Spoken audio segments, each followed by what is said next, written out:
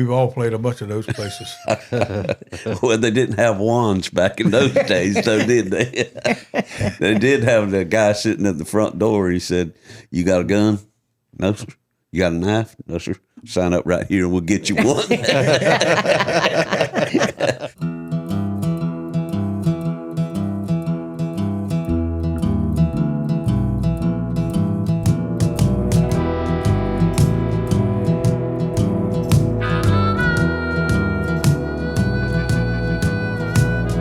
Something in the water taught me how to crawl. Something in the water taught me how to fall. Something in my Hey, everybody, I'm Uncle Dave Griffin along with Sean Clark on Something in the Water. And our guests this time from Alma, Georgia, John and Rhonda Bennett. Good to have y'all. Glad Thank to be you. here. Glad to be here. Blueberry farmers. Yeah. That's Yeah, your real job. That's my real job. Yeah. Yeah. And also, y'all are musicians. Yep. And Fine musicians. Been around, Long been in time. the Long business Yeah. a Long while. time. Long Yeah. time. So, John, I guess first time I heard about you was the Bushmen Yeah. band. Which Actually, it's been 33 years. And not the same guys, but the same. Four of us have been together 33 years. And one of the drummers, 20 something. And we had another drummer early on, Ricky Gerard, who's he moved away, and bless his heart, he's had some major health problems. But one of the actually played with the Gatlin brothers. Oh, he's a great drummer, And great Alabama. singer. Yeah, in Alabama. Cool. They had a drummer that was going to take a sabbatical and play with the New York Symphony or something, and Ricky tried out and got the job. about that? He's since got some major health problems and it's not able to play. But He wasn't the drummer in Alabama that quit right before they became famous, is he? No, his was much later. no, he was Full of He's regret. a dear friend and great drummer, singer, good singer. He's historically in these parts, or all around the Southeast, the Bushmen were a name. When I was growing up, Rodney Mills was the music guy, record producer. That was a bass player in the Bushmen, and he married Mary Carter, and Mary Carter lives about 2 miles from my house. And me and Mary's brother Stacy would talk Mary's dad into Texas when they played in Douglas, and I used to go listen to the Bushmen. That's another thing that made me want to do it. I was 13, 14 years old, and they're all 5, 6 years older than me. And anyway, Junior Adams and Joey Adams, Dennis from over here, were two brothers in the Bushmen. They're all cousins. And Tommy Kennedy was a guitar player, and then Harry Aldrich, and they Tommy went on to be a surgeon. And when he got out of college, they basically kind of quit because they all were going to do other things. And anyway, John Adams got the Junior. Everybody called him Junior. He got the band back together a couple of times. Anyway, and Ricky Gerard was actually playing with them in Douglas, and when he put the band back together, and they called me to go play with them, and I thought, boy, oh boy, I'm gonna do this, you know. Doggone right. Yeah, so we've been doing it for 30-something years, and we used to do 25, 30 dates a year, and now we do about 10. So. I filled in maybe for you one time. I played with the Bushmen in Statesboro. This was probably around 83 or 84. Yeah. And I started at 89. Oh, okay. Yeah. The keyboard player at that time was the professor out at college. What was that guy's name? Joel something? Yeah. Joel. I remember Can't hearing him tell remember his about name, that, but yeah. and It probably was Junior and was Joey, the dentist from over here. Joey, wasn't his name? But I played bass, I believe. Yeah, and wasn't that Tony Joey's Casey played with him instrument? too, I think. Wasn't that Joey's instrument? No, he was a Bass? drummer. Joey was the drummer. He was a drummer. Yeah. Okay, okay. Yeah. All right. Yeah. And Junior, that heart problems runs in that family. And Yeah, I remember Junior that. was he'd had when I first started, he had some heart issues, and he actually died while I was playing with him. And then we carried on. And not long after that, Joey died. Just died. You know. Wow. So, great guys. Great guys. I Joey didn't know Joey very well, but Junior and I were best friends, and he was a hot dog on stage now. Yeah, he was good. I mean, he's a good front man. Yes, sir. Joey was married to Bruce Wood's sister-in-law, Oh yeah, I forgot about that. Brenda. Yeah. And let's see. Rodney Mills was in the original group. That's He right. was the producer for A lot of people. 38 Special and a lot of different Atlanta Rhythm Section. bands. Yeah, He actually produced the Little River Band, I think. he did. Yeah. He Did a bunch lives, of I stuff think with he lives Allman in Brothers, and he's- Fernandina now. Yeah, he does. A lot of folks have, from around here have moved over there in old Fernandina. That was all of our stomping grounds when we were young. We used to play. I started out playing there was a band in Alma called the Reverbs. The Reverbs. The Reverbs. And Sounds like a 60s yeah, band. yeah. And it was Johnny Wheeler, Gary Graham, Bill Johnson, and Mike Thompson, and who was the other one? Anyway, Mike was going to tech in electronics. Got a job with a telephone company in Albany. I was 15 at the time, and I had started playing the guitar a little bit. They asked me to join the band. That's all it took. So I quit playing football the next day. Gary Graham, isn't he the Alma newspaper guy? Yeah, he's retired now, but that's who it was. Yeah, he was a pretty good singer, and they were practicing trying to put a band together in the lobby of the. This is a story they tell. That was before me, but they were in the lobby of the gym in Alma, and Gary Graham and Ronald Hutto came by, and they were going to be the Righteous Brothers. And Ronald couldn't sing, so Gary stayed on and sang with the Reverbs. Well, when I got with them, they wanted to change the name, so they changed the name to the Change of Minds. The Change of Minds. Change of Minds, and you look at those band, garage band. Yeah, things, Southern Garage Yeah, it's Band listed in thing. there. Yeah. Oh, And, yeah. Those we did guys that- they are quite extensive. Yeah, a bunch They of bands. really get into the history. Yeah. Anyway, we did that for a few years, and then Johnny had to go to service, and it just stopped for a little bit. And we put back together. We were the Sons of Soul. We had a black singer. This was in '70. Okay. Black singer and black trombone player, and we had two horns, and we had trumpet and sax, and then added a trombone later. There was 7 of us. Wow. And we played a lot of different places, and that was pretty controversial in the 70s. Yeah. You know, I bet you all sounded good too. we did. Well, I think we did. Johnny's got an old tape that we did at the radio station, and it's not recorded very well, but it was not bad at all. Not bad at all. The guy that sang with us, he has since died, and but we did that for I don't know, a couple of years maybe. And then That's when your music wagon was a hearse. yeah, I meant to bring you a picture of that. Man, I always wanted one of Yeah. them, Yes, especially with the pine box dwellers. Was it Neil Young, or didn't Neil Young come from Canada in a hearse? Yeah. We had the black funeral home there. There's a guy named Lafette Mosby, and he was a good friend of our family. And anyway, he bought him a new hearse.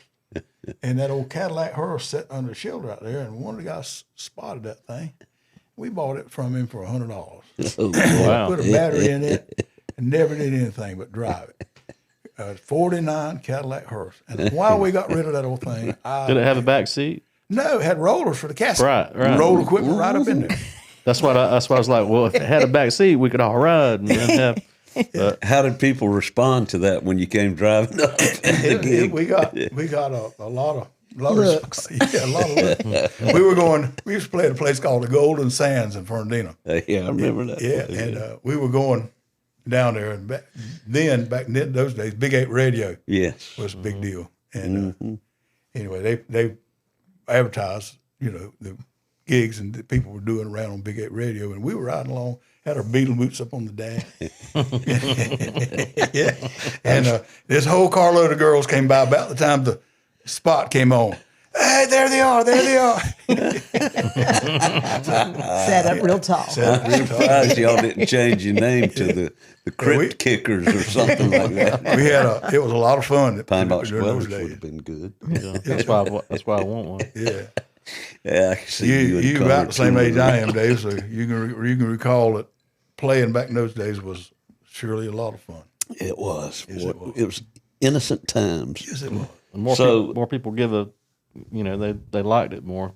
Yeah. Music entertainment. Well, that's what we did on the weekends. Yeah. If you could find a place to go hear a band, that's what you did. That was the highlight of stuff. And it was back when the industry was working. Yeah. Everything about it was working. You cut a record, you stick it in the back of your trunk, and you drive to the next radio tower and you hand them one. And you tried it. That's how you got your sold yourself, and you toured. I mean, you sign, you record, you tour, and you make big money. Yeah. And We didn't ever do any of that. life. Well, that was the way the industry That's right. worked. That's right. And I all always of fussed us, at Junior. Why didn't y'all have a double shot? yeah, The Swinging Days and the Bushmen were big bands during that time. The only difference, actually, the Bushmen were much better. But that's here and there. That's they were good. No, I don't want to. now was Rodney Mills the only original Bushman that went on into music, or was Yeah. okay, Now Harry, he played music his whole life. right, Yeah. but as far as at a level of Well, now Harry played with Ron Notoriety. Rissap. He played bass with Ron Rissap a little while. okay. I think plays with Dennis Yoke for a while. yeah. And and then he quit for a lot of years. And he actually, when I started playing, he moved to Brunswick. And so Junior told me one day, he said, "We're going to get Harry to come play with us." And great, because he was a great singer, great guitar player. And he did that for a lot of years. And about 3 years ago, he retired. Boy, he loves the Beatles. Yeah, I'm telling you. Yes, sir. He knows a lot about that old music too. He really does. I dated Rodney Mills' niece maybe once or twice. She's from Blackshear. I think she was actually kin to the lady Mary. Yeah, from Alma. Yeah. Yeah, she was a Lee though. She was so I don't know. Yeah. Anyhow, but so what's your history? What's your background as far as music? Country goes? gospel music, Yeah. and in the church. Now, choral are stuff. you were you from Alma? From Hazelhurst? Hazelhurst. Okay. And And when I was 14, I wasn't allowed to date anybody from Bacon County. oh, No, because after every sporting event, there was a fight of some sort, either on the field or the parents in the parking lot. And my mother said, "You can't date anybody from Bacon County." And she met me. Then I met him, and yeah, so how long have y'all known each other? 23 years. 20 something like that. Yeah, been married 8. Yeah. Yeah. Okay. It was a long test drive before we decided for those marriage vows. So it's smart. Yeah, because now if he does anything that's slightly irritating, you married me anyway. That's right. It's my you know. fault. Well, you was probably irritated before you even got married. As long as y'all were together, it's like Yeah, we worked most of that out. the lights. Yeah. Yeah, Turn the light off. It's amazing what a good relationship we do have. Yeah, that's Yeah. great. I know y'all have been kind of a role models around here. Y'all are a lovely couple. And Quick story, and then you get back to her. okay. We were at the creek one night. And of course, we know playing with Wait a Reed. second. The Creek is a local nightclub, local restaurant bar. Yeah. Anyway, Reed band used to play over there, and he asked me one time, "You want to play with us?" The bass player couldn't play or whatever, and so me and her started singing what we could with them, and we got to know everybody at the creek because he played the creek a lot, you know. And this was several years later, and we'd go in there, "How y'all doing?" and everything. So we were over eating supper one night, and I don't remember who was playing, but 5 or 6 of the girls, waitresses came over and told us that we've decided that when we grow up, we want to be like Miss Rhonda. I think they should have set their goals a little higher than that. Well, that is I would tend to agree with them. Thank you. I would think that's You're very kind. That's a very nice goal. Tell us So, your dad's bunch and all. Well, my dad has been in music most of his life. Yeah. And do y'all know what sacred harp music is? The shaped notes. yes, Okay. So Dad yes. could do all of that, sing the name of the note in the song. They wouldn't sing the words to the song. So I grew up around all of that and go into singing conventions. Like Stamps Publishing Company would put out a convention songbook like twice or 3 times a year. And you would go to a church and everybody would sit in their parts, in the church. They would and sight read music for 3 and 4 hours because nobody had ever seen this music before. It had just come out, unless the songwriter happened to be there. And they would assign somebody to get up and lead it. And my brother played the piano very, very well and sight read very, very well. So he played the piano quite a lot. Yeah. So we spent most of our Sunday afternoons at churches for homecomings or singing conventions. Is that like primitive Baptist churches? No, or First just- Baptist, a lot of First Baptists, and a lot of Pentecostal churches did that too. So, Were you bored to tears, or did you embrace it? I enjoyed it. It was fun. I started singing on the end of the piano stool when I was 3. Now, Lord knows what I sounded like, and I hope there are no recordings out there. But I didn't really ever go through that stage fright thing because they just would It was sit a me natural sit me up thing there, and my for you, brother yeah. would play, and I'd sing, and so So, when did you? So you started in the church, yeah. So and everything that went on at school, anything that was musical at school or community. What was your taste as growing up? I spent a lot of time with the transistor radio. Oh, yeah. Myself, and just went to bed with it under my pillow and all that stuff. I think that's something that our entire generation did. Sure. But what music inspired you other than the Broadway. church? Broadway stuff. Yeah. Musical, like the theater. Yeah. Okay. Did you end up liking any pop? Popular, Beatles, Stones, Eagles, Not much. that kind of stuff? Not much. Really? I really wasn't introduced to that till much later in life. How about that? That's interesting. And something about, I don't know where I was the whole decade of the 80s. Yeah. 80s music plays now, and I'm just, Clueless. yeah. I enjoy watching on XM so I can see who sang that because Yeah. I didn't know. Yeah.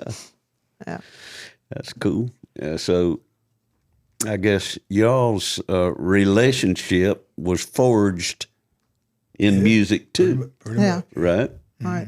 So y'all put a band together immediately, or were you just Charles, our guitar player, Charles Whitley, and I've been playing together 33 years. He lived in Daytona, and he moved back here. And so we were still doing the Bushmen thing, but it had kind of, it was not every weekend. Good gigs, we didn't play anything but good gigs, and they were kind of getting not as plentiful as they used to be. And so when Charles came back, we said, we put a trio together. And so we started getting together and figuring out what we could do so we could play some gigs, lower paying gigs, whatever, in between the big gigs. And so we were together at that time, and it just evolved. And we had Wally Gator too. Yeah, Wally Gator. yeah. You remember Wally Gator? I do. Yeah. Oh man, he was a hoot.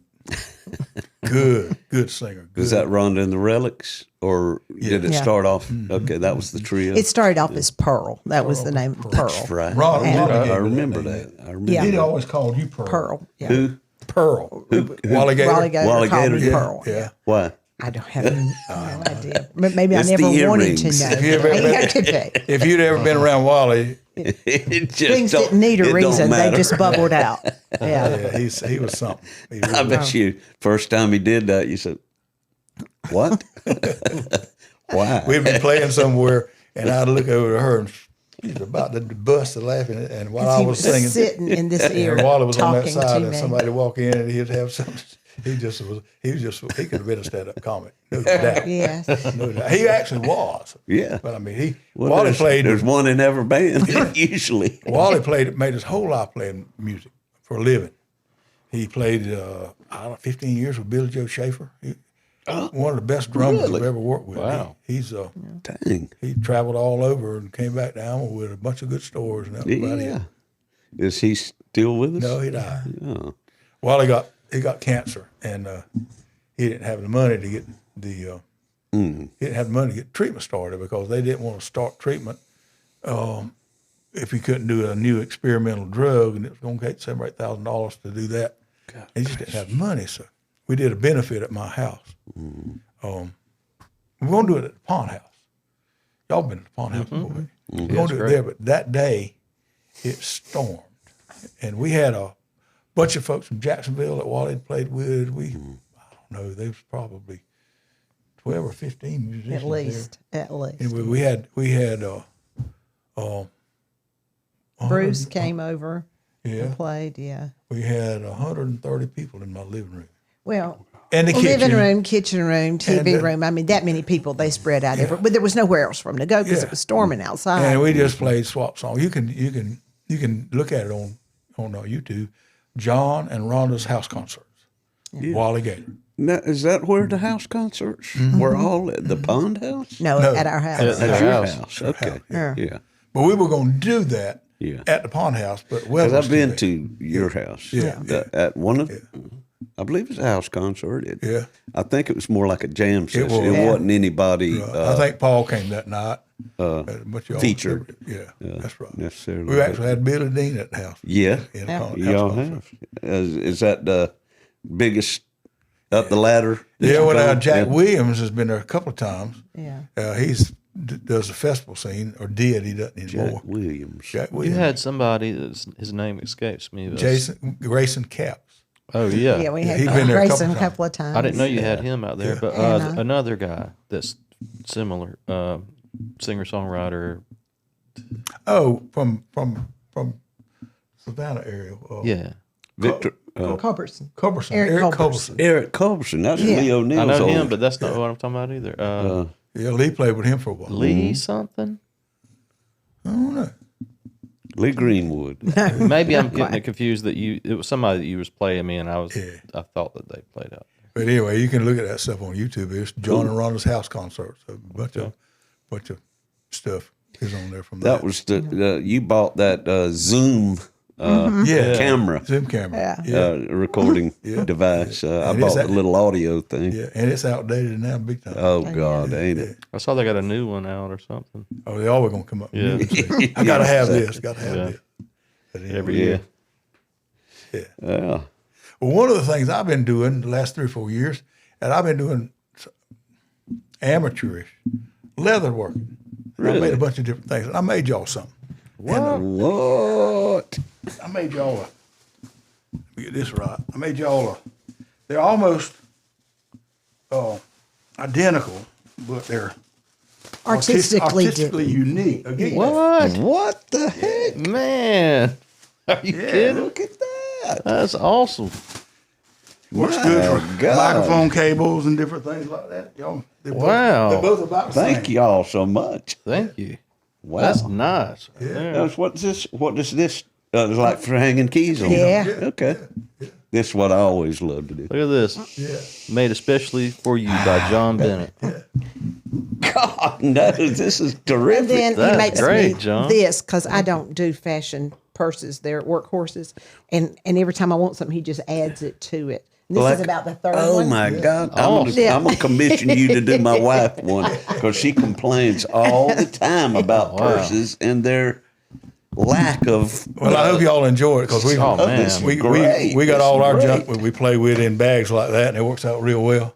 It does. When I sashay, Now, your wife will want when I that one. sashay into the bar with this on, somebody's gonna kill me. I'll have to hide this from the wife. She Same here. Yeah, be But so- that's not all. He's made Justin- guitar straps. Yeah. yeah. Yeah. I made this one. I saw a guitar strap you made for somebody. It's, I made one for Josh. Josh Kirkland. Yeah. Yeah. This is the first one I made. oh, cool. Yeah. all that in here. Look at that. Wow. That's fancy. That was the very first one? That's the very first one. Look at Yeah. that. That's very soft. Yeah, it's Leather just- right there in the middle, the white. It's something to do. Well, it all is. It's Somebody all said, "You soft. never sell any of that stuff?" I said, "I'd make about 50 cents Gone, an hour." son. I just like making So it, giving this it is away. just That's awesome. It's 3 pieces of leather. cut. You cut it. Cut it and sew You it. stitch it. Yeah, I got We a have sew. lots of cowhides at our house. Really? All different colors of cowhides at our You house. buy the cowhides. Yeah. And I didn't, when I first started, I didn't know fantastic. how. Yeah. And I bought a bunch of stuff that's not much good, but I'll use it up along. But it's the difficult thing about that is knowing the description of it, knowing what you're going to end up with. You get a piece in that's on sale, you say, yeah, this will be great. It won't be something, it wasn't what you thought it was. But anyway. He it's bought a a lot. big stand-up sewing machine. I mean, it would make saddles. Yeah. I mean, it's a huge thing. And it's just something to do, you know. That's I don't see how Pretty you find cool. time. Well, I when you first called me about this, I said, I'm going to make them something. Well, And I worked on it off and on for a month.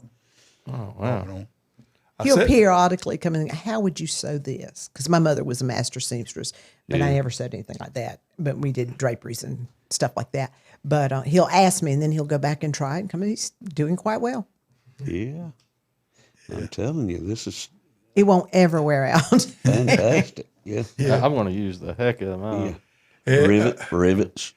Eddie Bedgood said the difference in, y'all know Eddie, don't you? Yeah. The difference in that and something you buy in the store is artistically Imperfect. Yeah. Okay. I like that. Yeah. It sounds like a good description for me. Yeah. Anyway, we've really enjoyed the Rhonda Relics thing, and we got to get one gig next month, I think, but we don't get to do it a lot anymore. COVID messed it up for us all, you know. Yeah, it did, but I'm coming back from coming it. back. Yeah. Yeah. It's been a good year for me this year, Yeah. as opposed to 2 years ago. Yeah. 2 years ago was the COVID shutdown and everything that went with it. Health things too happened to me in that year. It all rolled into one big bad year. Yeah. And I'm tickled to death that we're kind of beyond all of that now. Oh, yeah. Yeah. It was something. When you Comes get out, along every 100 years. Well, when you get our age and we're you lucky. still go out and play and people enjoy what you do, it's a blessing. it really is. is. It And you can get out certainly of bed is. the next You morning. get out Yeah, there. yeah. We'll play until we get to where we can't tote the equipment anymore. That's right. I think so. I think so. Lordy. I'm going to pull back the magic curtain, folks. Now, today is my birthday. Yeah. Although November the 1st is not my birthday. That's when this will come So- out. Today is Pre-recorded. September 1st. And I turned 69. So Yeah. that's that's Mugu Gaipan on the Wong's Palace menu. Number 69. And the summer of it is a 69. blessing. It is a yeah. blessing Yeah. to still do this. Yeah. We're doggone. We're going to Macon, Georgia, the music capital of Georgia, tomorrow to play a gig At with these Grant's. guys at Grant's Lounge. I'm telling you, it's just like lucky man. Yeah. That's the way we great. feel. I'll tell you. And it would be so easy when you get older to do like a lot of folks do and just kind of give it up, you know. But you can't do that. You just got to keep going. Well, some of us can't, like you said. Others do, and I don't see how they do it. But it's But you just can see in a you. little bit of jealousy when they come to see you play and you're still doing it. I That's wish I right. could. I wish I hadn't quit. Yeah, I've had a lot of friends quit along the way, and Yeah. And it delights them when you say, well, sit in with us a little bit. Yes. And I try to do that as much as I can because, they don't ever get to do it. So you can get them up on stage to do it with you. That's a great thing. yeah. Yeah. I don't know what I'd do with myself if I couldn't play music. Yeah. Tell us, y'all, what your best music experience was, whether it was, I know you said that you've had Billy Dean at a house concert before and all. Was it somewhere you played or who you played with or anything like that? Or Well, did you rub shoulders with anybody that yeah. Yeah. With the Bushmen, we played with the Tams, we played with the Drifters, we played with a bunch of folks like that, and that was pretty neat. But when I first started, one of the things that's, and Gary Graham and those guys that I played with will tell you the same thing. Somehow they got a gig booked over at Georgia Southern College in the old gymnasium. Hannerfield. Hannerfield. Hannerfield House. Yeah. And anyway, we got there, and we walked in that place. They had it was like decorating for a junior senior prom. The change of minds was a big old banner up there over the stage. We thought, We have arrived. yeah, and they must have been 1,500 people there that night. Good It was a Lord. huge crowd. And I got no idea how good the music was. It's been a long, long time. We thought it was pretty good, but Yeah. that's a highlight. And the Bushmen actually, this was way before me. They actually played at Georgia Southern Gym with the Rolling Stones. First tour Yeah. the Rolling Stones did, and y'all read those articles? Oh, yeah. Harry tells about it, and Junior told me all about it. So it's pretty impressive. They blew them off the stage. Wow. Greg Haynes didn't book that, did he? Who? Greg Haynes, the I don't know. Georgia boy that put out that book, Hey Baby, Days of Beach Music. Yeah, I don't he know. was from here. And he did some promotion Yeah. in high school. But We're in that book. Yeah, and we are too. Yeah, and we didn't really take it seriously enough. We could have given him a bunch of stuff and been in it a bunch more, but we didn't really. I'm in there twice. Once with Eddie Middleton and Down Home, and I think once with Rhythm Oil. I believe. Yeah, I've That's seen it. that. Yeah, Yeah. yeah. It's a big old coffee table book. is. It's And, about that thick and Yeah. Yeah. Got heavily- CDs in it Yeah. as well in the Yeah. back, audio Cool. CDs. It's That was a big time, and Yeah. beach music in the South was Yeah. that was major. yeah. We used to go over a place over around Swainsboro. What was the name of that skating rink deal they turned into? What was the name of that place? Swainsboro. And played with the Drifters and played with the Something's Swinging Pond. Medallions. Yeah, something pond. Wait a minute. Kenny's Pond. McKinney's Pond. I think I've McKinney's- been to that Yeah. recently Yeah. because we played. I played at that place y'all do in Swainsboro, Bernie's. Bernie's on They play West there. Main, Yeah. and afterwards, me and Lynn and another couple it's was not looking far for from something to do, Not far and they from- said a lake right out the highway there, Yeah. Yeah. and so boy, Kenny's Pond.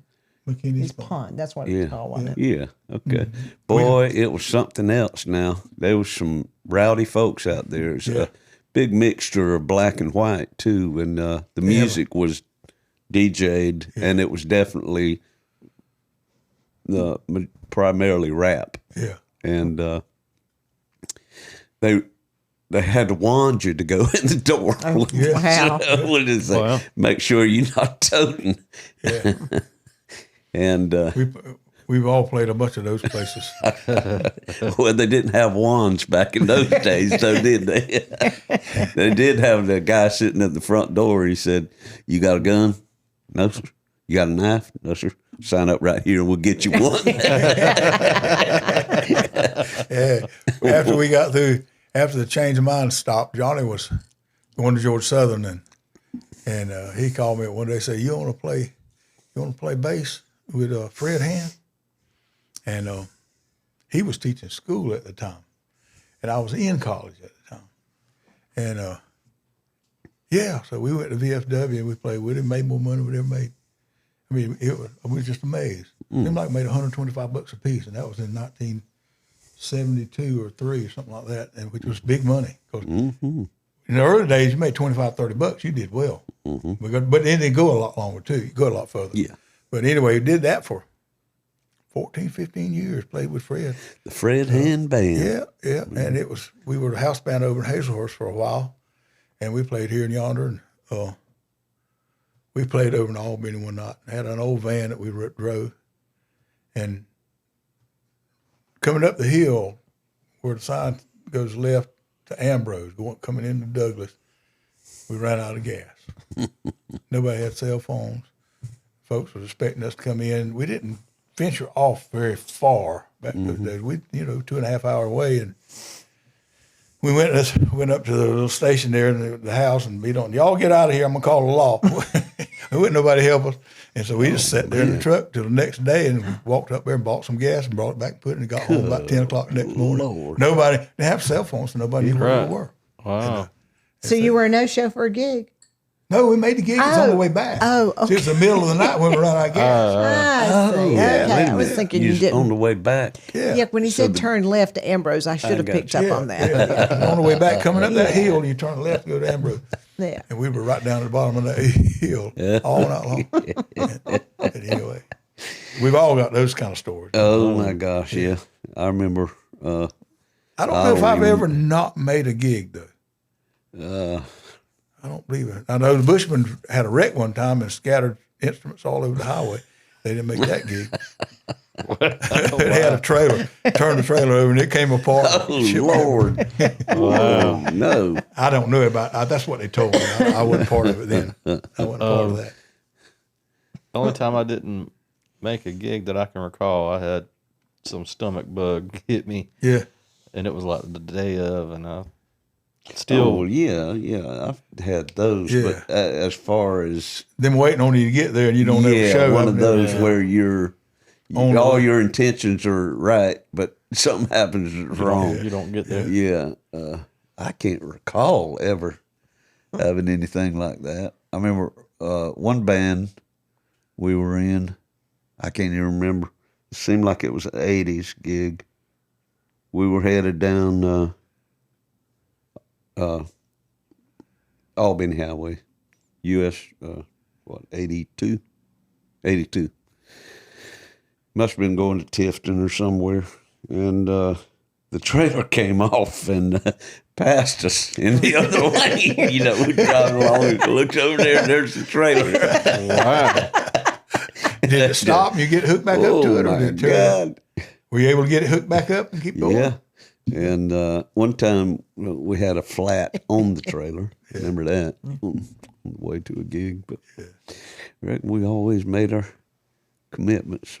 When we were doing the Fred Hand thing, Fred was playing around with a computer. It was pretty antiquated, or a little drum machine at home. And we were doing Friday night, Saturday night at the VFW in Hazelhurst. So he got to where he could do enough songs to carry on the night. Mm-hmm. If he took, lengthy breaks. But so he started doing Friday night, which was great with me because Friday and Saturday every weekend was just too much, So he started doing Friday night, then the whole band played Saturday night. We did that for a year or so, and he just told us that's the way he wanted to do it. And we were fine with that too.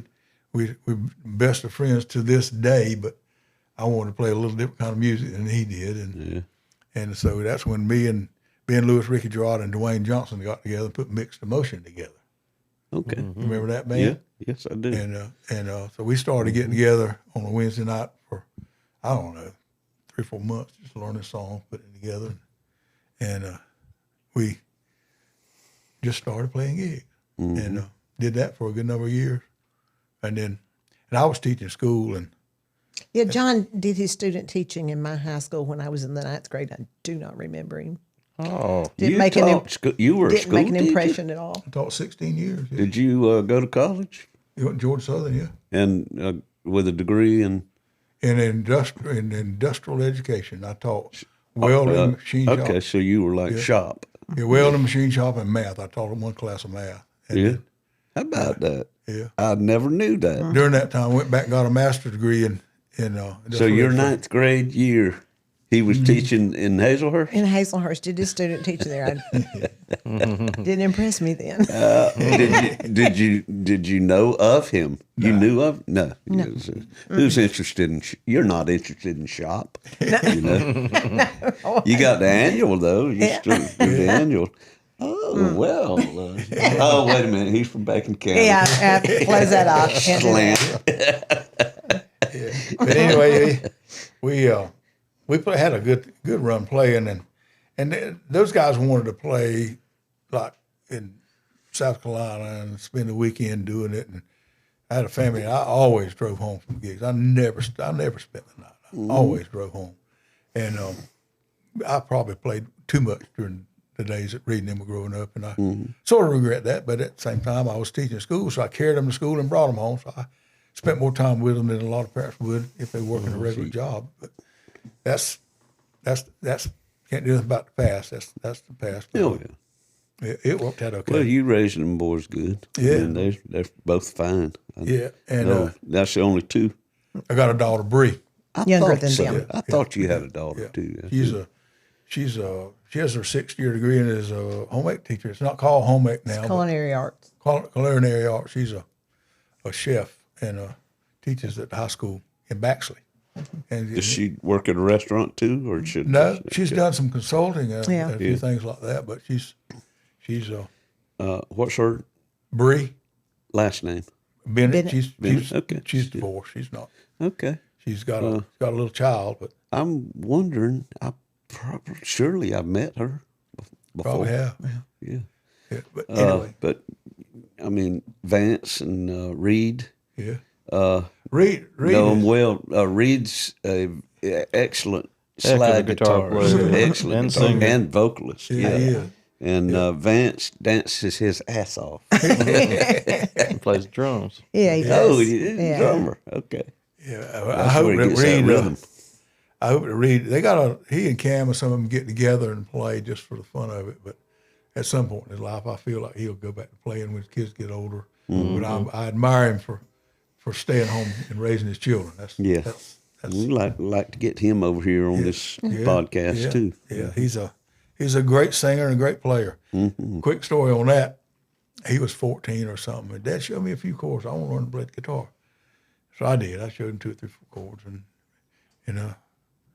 look, just I don't remember how long, but not long at all. Show me how you played that. He was showing me stuff. He's just Took to it. yeah. I'm not a flashy guitar player. I'm a pretty good bass player, but not a flashy guitar. Mm-hmm. I'm amazed at Josh and those guys that just Yeah, I am too. Tony really. Case and Bill Smith. Yeah. Those guys, they just see that thing on a whole nother level. yeah. I can't see it. I don't. I mean, I can't comprehend you know? it. I just can't. I just can't And comprehend it. and It's those like and Josh and Tony, I've been around Bill a few times playing, but I heard him with the Rebel Airs. okay. Yeah, that's the only. Well, I heard he played rhythm on some too, didn't he? Yeah. Yeah. But when you play a song that they haven't heard in 10 years, much less played, when you look at them, they play exactly the parts that it was when it was recorded, don't they? Yeah. It's pretty amazing. With the right Tony's tone good and about everything. Yeah, that, right too. tone and Tony's everything. got that down. Yeah, he's got it. He's That and a heck of a nice note guy. perfect, note pitch perfect. And you note won't perfect. ever play or be around anybody Tony's any amazing. nicer than His him. tone, his pitch, his ear. Yeah. We'd be going to a gig and we'd ride. A train would pass us as we were going down the highway, and the train's like, the sound bends when you go by it. Tony would say, G flat, and then it would D minor, not D minor, but D natural. Some people have that perfect pitch, and I'm it's telling amazing to you, me. It's I can tell if something. it ain't right, but that's about as far as Yeah. Yeah, I can hear when it's something if it's out. And it hurts. one of the things I've enjoyed in the last 15, 20 years is being around and getting to know Waycross players, because before that, I didn't play Waycross. I just it was just getting to know you guys and John Pope and all these other guys that play, Paul. I've really enjoyed that, and a lot of good music over here. Yeah. Yeah, it's grown into quite a community. Well, it's in all fairness, Dave. A lot of it is you're responsible for a lot of that. Wouldn't you say so, Sean? Oh yeah, I think Sean's more the leading the charge than I am. No, because you and Chris Ryder always gave them young ones a start. You put them to work. But you give us young ones a start. Well, I saw that. I'll pat you on the leg if you pat me on the leg. Yeah, and higher. And the wood grains. I was a part of, going to the creek. That's about when I came along when they were in high school playing, and they'd come up and set in something. That was awesome. What a band that was. I taught. I didn't teach you very long. Beginning guitar to Dylan, and he took off in like 2 years. Way more stuff than I knew. Oh yeah, he did. I heard him do it. They did a song one night when we heard him play. It was off of. Who sang? Nick. What is the song that? Was Crosby, Stills, Nash? Yeah, that was great too. Yeah, they did. What is it that Glendora always wants us to sing? Eric Burton and the Animals. Oh, They did on one of their albums. They did C.C. Rider. Oh yeah, that's right. They covered that. And they did. And I said, "Hey," where did you? He said, I heard it, and I want to know. It's exactly the way Eric Burton and Animals did it. And, I was blown away by that with Dylan. well, yeah, and them boys, all three of them boys were raised up with our music. Yeah. Their parents And y'all were are very much. really, because everybody welcomed them in and just, just uplifted those guys the whole time that I was getting to know folks in Waycross. They were very talented. Yeah. It was so easy to say, "Oh my God, they left me with my jaw." And shaking my head. Dylan played drums with us one in night. the heck. And it was, he didn't know a lot of bunch of stuff that we knew, but he just fell right in there. Feel. Yeah. Good stuff. Yep. So what are y'all doing now, right now, as Well, far as music goes? Tomorrow night, we're going to play with Russ Story's band, a band named Rampage. Whose band? Russ Story. Russ Story. He's actually from Cordele, but he lived lives 20-something years in Douglas. Okay. He has a wealth management group over there, and he's a great singer. He's a good frontman, rock and roll singer. Rampage. Yeah. Rampage. And What stuff do they do? just rock and roll. old- music. Yeah. Well, music. they do a Blackberry Smoke tune. Really? Okay. Too, and then but it's mostly, it's Proud Mary and Eagles tunes and stuff that we all love, and we And the two of y'all are sitting in with them? I don't know what happened. They just asked me, could we come play bass? I said, well, it's one or two. I said, well, Rhonda, come sing. I said, because I ain't going if you can't go. And they said, well, we want both of you. So, Okay. So because that's the way we do it. Right. If I had offered, we're singing at a wedding next weekend, and I got a call. Our drummer's playing with a band. I'm playing a wedding over in Dublin. It's good money, but they wanted me to play. And the first thing I thought about it, well, I don't know if I want to do that or not because we sing together, But anyway, I couldn't do it anyway because We have another wedding. we got a wedding we got to be in. Okay. And we got to learn those songs. Yeah, we do. It would be nice if we learned it before we sang. What Wait do till y'all the have week to of the learn? wedding to What learn a are song they? you ain't never played before, What are they? Tim McGraw and Faith Hill, It's Your Love. So Okay. we've at least heard it. Yeah. And another one that I had not heard, Feels Like Home. I've listened to Bonnie Raitt's version of it twice. Okay. That's all. Yeah. We got some work to do this coming It's week. challenging, I tell you. I hate it when I have to do that. I really do. You kind of delight in it if they want something you already know. Oh yeah. Oh, that's wonderful. I love that when somebody comes up and makes a request right in the middle of your set, you know, and it's in my book. Or if this one is fearless. He'll try stuff we don't know. You know, I think we can do that, can't we? Yeah. I look at Charles. Me and Charles have played so much together, kind of like you and your guys. We just know if we can or if we can't. And we can do that. And they'll come up with something that we've always played with the band, but never played with the trio. Right. Can we do this? Maybe. Hang on. Most time it turns out okay. One night the trio was playing and somebody came up and asked him to sing Conway Twitty, and I thought, surely this is the one he's going to back out of. Nope. But I'd sang that. I had played that a lot when I played with Fred, because that's the kind of music he played. Exactly. I got the words up on the thing, and we struggled through it. We pulled it off too. Hello, darling. I'll do that, man. I will do that. I'll have something that ain't in the book, and of course, usually a tip goes along with the request. And I'll call it up there, and it's bad. My eyes are bad, but on a little old cell phone. But that's doable. Yeah, definitely. We want to talk about tips.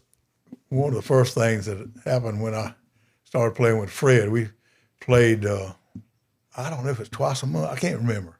Might have been every weekend at the VFW in Alma, and they'd had VFW folks are fun folks. They have a good time. You get rowdy once in a while, but for the most part, there's working people just come out on the weekends. Yeah. And this friend of mine's uncle was bad to get drunk, and he came out there, and he had 2 or 3 women with him, and he came out there and stuffed a bill in my pocket and said, "Play Tennessee Waltz." This was in 70 or 71, something like that. And I looked down, it was a 50. And I said, "What key you want it in, and how many times you want me to play it?" And we played it, and I went to my friend and told him what happened. I said, "If you get this back to him, I'll give it back to you." He said, "Keep it." Those women would have got it. Just keep it. I said, "Okay." Of course, I had to share it with the rest of the band, That's one thing I've never have done and never have been a part of is I've always been in a pretty much totally Democratic band. Mm-hmm. You split the money evenly. It don't matter who owns the equipment. It don't matter. All of that don't matter. If you got gas money to come out, that's one thing. But you treat everybody the same, and it'll last if you do that. Yeah, if you do that, when you got one guy hiring guys and paying them less than he's making, it doesn't work very well. I've seen that fall apart. Yeah. Well, especially when they don't know and they find out. And they find out. That's right. What do you mean? That happened to a good friend of mine, and of course he had lots of problems and naturally had to go to treatment and all this kind of stuff. Mm-hmm. But he was, but anyway, whatever. We've all seen that. Yeah. My VFW experience is a little different from yours. Not as happy. Yeah. But this was fairly recent. This was probably in the last 5 years. I played at the VFW here in Waycross, and the bar is in the front, and then you go through this door and pay a cover charge to go to the band room, the dance floor, and all that. And there weren't many people back there. The few that were there, there was one woman that kept requesting George Jones' song. Just because I asked a friend about her. She again, and it's like, okay. You mean you'd already played it? She wanted it again. Yeah. Okay. So I coddled her for a minute or two there, and then I got off and I started playing. Well, I got to move on, okay, and started playing Down in the Boondocks, a little up tempo compared. She liked slow dance, evidently, and she came up there right in the middle of down in the boondocks, and I saw her. She was just standing right there in front of me, and so I just closed my eyes and started singing. You know, so maybe she'll be gone when I open them again. And finally, I just stopped. I said, "Can I help you?" She said, "I don't like that. Why don't you play George Jones?" I said, "I done played it 2 or 3 times now," you know. And Lynn was sitting over there at a table, and she said, the guy at that table she was sitting at was said, "You want me to handle this?" She said, no. Finally, she just got so pissed off that I wouldn't keep playing the song that she left. And that was... But they are, for the most part, they are fun-loving, good time people. Yeah. I had lots of friends at the places that we played regularly. Lots of friends. A lot of them have since died, because that was a long time ago. But they just, you get to know them, you get to know what they do and everything, and they just normal folks, you know, normal folks. Fred Hand memory. He came into the music store when I was working at Crosstown. And this was one of his sayings. You probably heard it before. Ever since Moby Dick was a minner. Ever since Moby Dick was a minner. I've known him for a long time, ever since Moby Dick was a minner. Yeah. And he had a son. Was it Steve? No, Greg and Tony. 2 sons, Greg and Tony. Who was that guy? And a daughter named Fred. Tina. Yeah. Fred Hand Band. Okay. Greg and Tony. Yeah. I thought I met, who was the guy from Alma? No, this guy was in another band called, what was it? They played Little Nights. He's tall, long black hair, keyboard. What was that guy's name? I thought. Mark. Who? Mark. That's his nephew. Okay, I thought he was a hand. Yeah, Mark plays with us. Okay, Yeah. Mark Hand. There you go. That He's a good talent. confusing He's a good talent. Big Yeah. His hair's gray now. Like most of us. Yes. Over one summer, it just turned gray. It was probably during COVID. Yeah. He's a good keyboard man. A good singer. Very good singer. Talking about the old days, when we put together, me and Billy Ray put together our first band, my first band that I was ever in, official band that played for money, was Sweetbriar.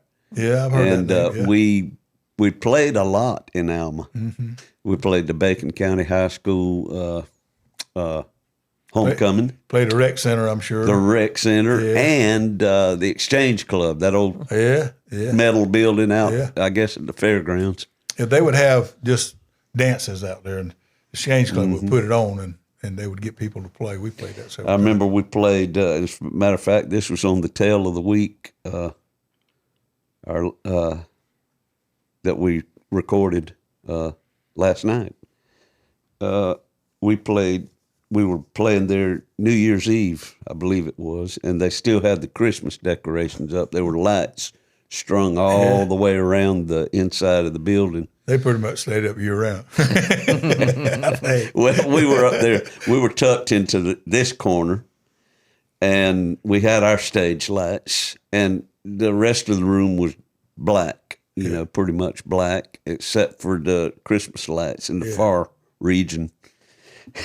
We were up there, peaceful, easy feeling, and we noticed the Christmas lights way back in the corner started shaking like that, and then out of the darkness twirled this tornado of fists and boots and and a crowd just swirling. There was two guys fighting, but there was a crowd just swirled like a tornado in front of the band, kept going, and we kept playing Peaceful Easy Feeling. And then guys knocked each other right into 1975. That was funny. A bunch of stories along that line. One of the things that we did when we first got together with the Change of Minds is the Western Auto Store was downtown, right next to Cohen's and Alma. Well, it closed down, And so the Cohen family owned that building, and we talked to them to let us have that for like a little teen club or whatever. We called it the Hangar, and we got incandescent lights, and we put coat hangers all over the wall. We had us a stage and everything. We played there, every couple of weeks, and it actually got so popular and so good that when we booked a gig, we actually had a couple of times when we booked a gig somewhere else and had somebody else coming in playing in our place. Oh, okay. And it was a good friend of mine. His name is Philip Alamo. His Judge Alamo's son. His son. Judge Philip, Alamo's son. and he was playing at the time in a band, Savannah, Statesboro, somewhere, called the Sons of Bach. And they're a pretty good band. They played there when we were playing somewhere else. Mm-hmm. But anyway, we had problems with that old rock and roll music, Ministerial Alliance, and this, that, and the other. And they put pressure on the guy that owned the building for us to stop. And it was probably a good thing because nothing bad ever happened, but it could have. So, but we did that 6 or 8 months and made a little money, had a big time. That's awesome. We put parachutes up in the top. Got a bunch of parachutes. Well, the fire marshal, they were determined we weren't going to be successful. Fire marshal came in and said, "Can't do that." Well, what have we got to do it? You got to treat them with flame retardants. Took them all down and soaked them in all this stuff. I don't know if it's any good or not. Put them back up. we were young and had plenty of energy, and we were determined this was going to work, and it did for a long period of time. And folks my age and all, we talked to them. Yeah, I remember the Hangar. I remember the Hangar. I'm certain that you were probably a beauty queen.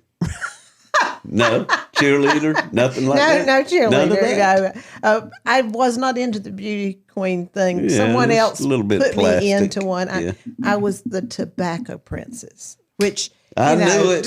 It had to be. It was but I did grow up on a farm doing tobacco, so I guess that was apropos.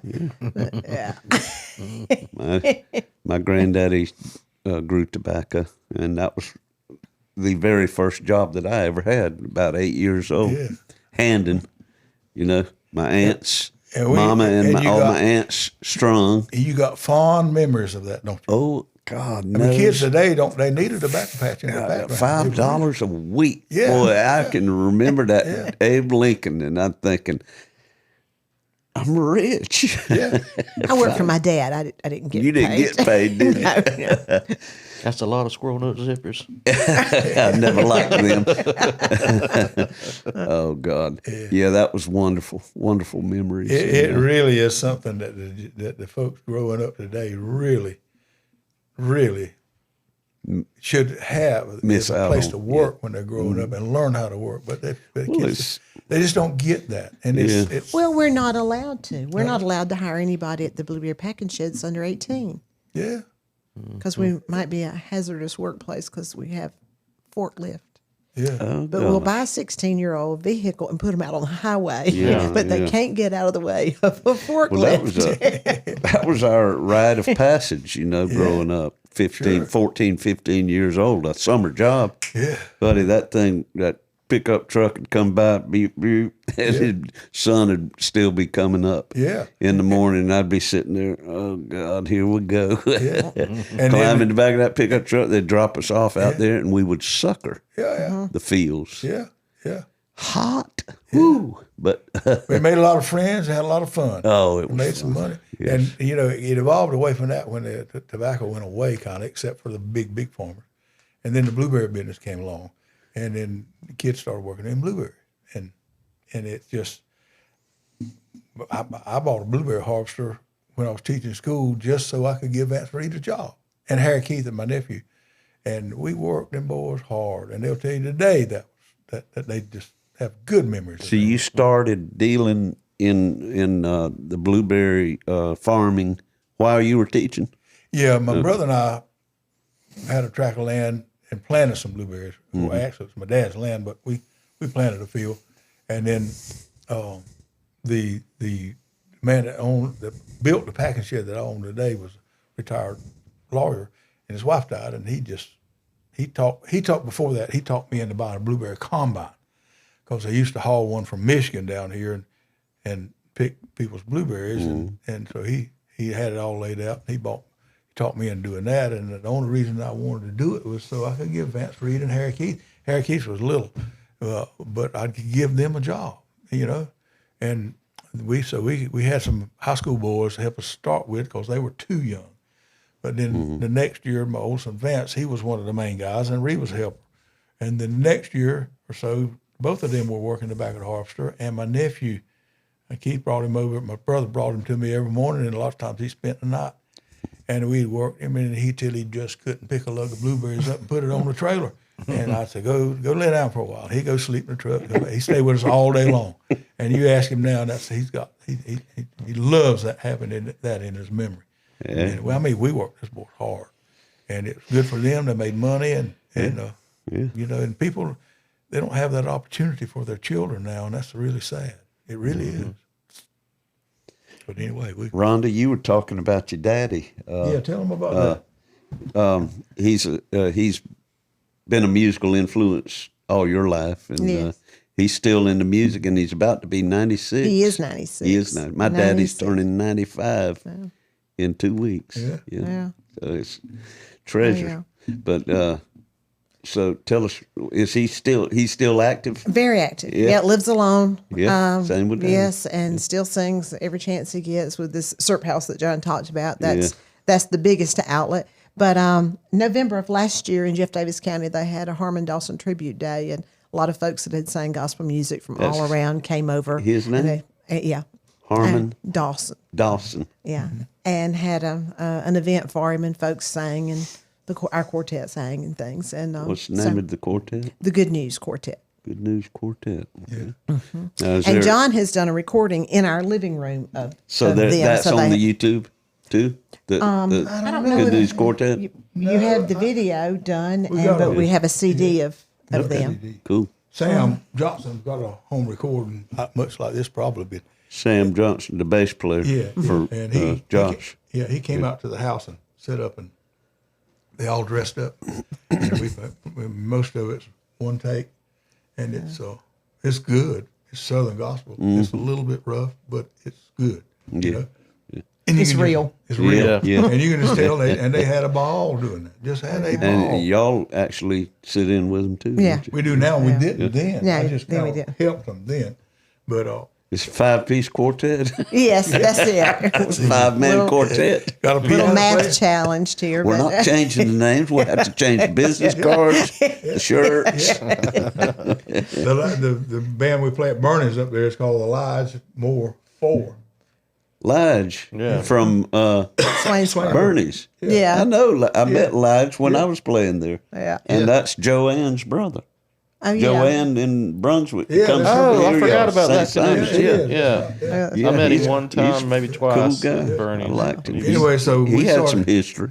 Yeah, that's right. And we've known him like 30 years or 40. Wow. 30. He used to come here to the Bushmen. We used to play Swingsboro a lot. Every time we did, he'd always come and have some moonshine. He's still like moonshine.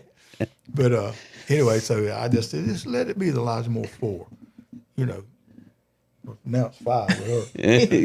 And Bernie's is I wish they would take those two big old posts out. Right out. If you look at how that thing's made, you couldn't. And if you got two singers, then you're going to be right behind them. Post, and you couldn't tear that place down with a tank. It's so well built. You could take those posts out, and it wouldn't. They threatened to sneak up in the night with a chainsaw. Boy, it gets in the summer it gets hot, in the winter it gets cold. It's cold. It does. Yep. But you always end up with some spring and fall gigs. That's pretty good. Yeah. But people turn out. You know, they come out. We have good crowds when we play with Lige. I enjoyed playing there. I got cut out when I can't remember what happened. He said that they were going to condense their booking to one night or something like that. He's probably lied to me. He probably just didn't like me. The last time that the trio played, we got there and it was so cold, and we set up and we played 35, 40 minutes.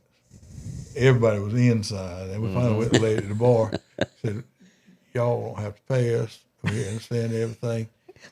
Pack up and go we home. go home. This is too rough. She said, just go Bernie's home. sister at the bar. And paid us anyway. Yeah. Yeah. Paid us anyway. She was hot rod. But anyway, we one of the things that I truly enjoy now is helping with Ron Stats Quartet. I really enjoy that because you get to, give back. They couldn't do it without us. Yeah. Now, physically, they couldn't do it. They don't know anything about the sound systems, and they just couldn't do it. And for me, I try to make it as good for them as I possibly can. And it's just a blessing to us to do that. It really is. And then they want us to sing. Yeah. And then if we could keep it, well, I can say that if we try to sing songs that the other musicians can play along with us, but then they don't get tired of singing the same songs twice or 20 times. Or 20, that's right. Now, I like to, when I go somewhere, I like to, if I sing this time, I want to at least do some other stuff that they didn't hear me do the last time, and I'll try to bring out a new one, and sometimes it works. And sometimes he brings out some Vic Waters stuff that they've never heard before, Yeah. And then the pianist now keeps requesting a bunch of Vic Waters stuff. Cooter Brown. yeah, always. Let's go fishing naked. We did one of them I hadn't done in 20 years, I don't think, 15 anyway. It just came to me. We did it. Charleston never played it. No. It was a song for Johnny. You familiar with that one? He pulled crab traps all of his life.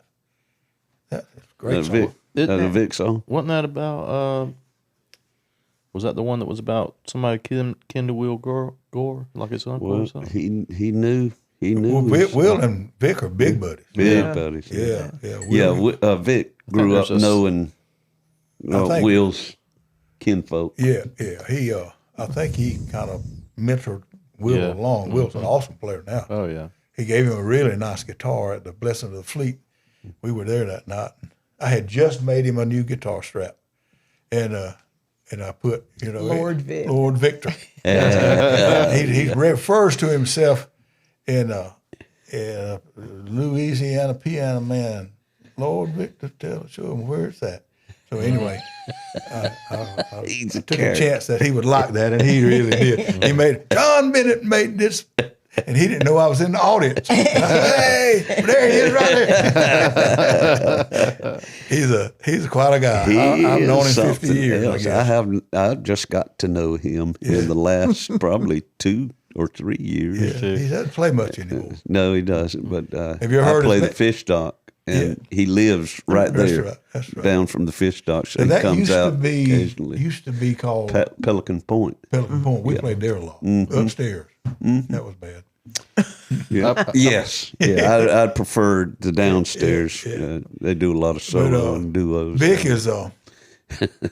is quite a character, and we were going somewhere, flying into Savannah and coming back, and I accidentally called him to talk to him, and he said, "We're going down Shelman's Bluff to hear Ronnie Riley's band," and I told him, "Well, we're flying into Savannah. We'll come by." So we'd be there about 10 o'clock. And so when I got there, hey, Bubba, how you doing? That sounds just like him. Hey, Bubba, how you doing? Come go with me. So me and Ronnie goes out. He's got an old Cadillac. And get in. And he pulls a little CD. I don't know, I guess it was a CD. Stuck it in there. He said, listen to this. And it was Ray Stevens doing Cooter Brown. Oh, my gosh. Yeah. He said, I got one royalty check for $185 and another one for $165. What do you think about that? I thought it was great. I mean, Ray Stevens did it exactly the way Vic did it. Yeah. Just exactly like Vic did it. What year was that? Cooter Brown was probably 25. Rick told me. This was 12 years ago or more. My goodness. Vic said the problem with music business is you grow up, if you're a songwriter, you write songs, you take your whole life to create enough songs to be on one album, and they're all good, and then a year later they want you to have another album to release, and you got to come up with, and it's hard to come up with good songs in that length of time, Did y'all ever write songs? Nah. Never did. Okay. I tried it a little while, and I don't even remember the songs I tried to write. I just realized that, and no, can't do that. Well, I'm in all of it. You guys that do it, I really am. But, well, we know that you sing them, so we're going to take a little short break right now and get set up for some music in here, and we'll be right back. Something in my brain won't let me stray. Something in my veins gonna find its way. Something in the water taught me how to pray.